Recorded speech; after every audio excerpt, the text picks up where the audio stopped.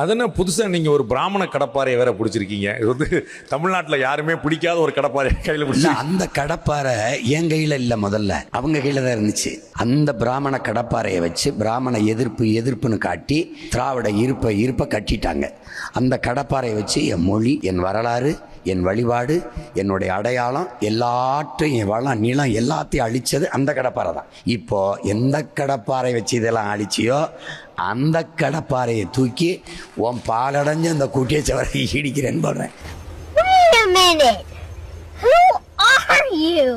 பிராமண கடப்பாறைன்னு சொல்றான். பிராமணன் என்கின்ற வார்த்தை தமிழனை அசிங்கப்படுத்துற வார்த்தை. எப்படின்னு கேட்பாங்க. ஜாதி பேர்ல பிராமணன் வச்சா மட்டும் திட்டுற, Konar miss, Reddiar miss, Nadar miss எல்லாம் வச்சா திட்ட மாட்டேங்கிற. கோனாரோ, ரெட்டியாரோ, செட்டியாரோ, வண்டியரோ, பறையரோ, கவுண்டரோ, நாடாரோ, இதெல்லாம் ஜாதி பேர்.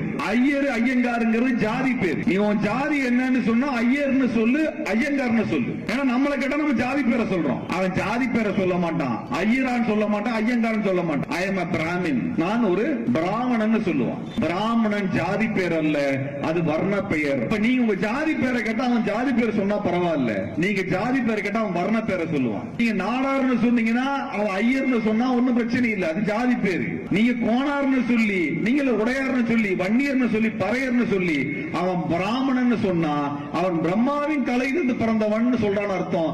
பிரம்மாவின் காலிலிருந்து பிறந்தவன் சூத்திரன்.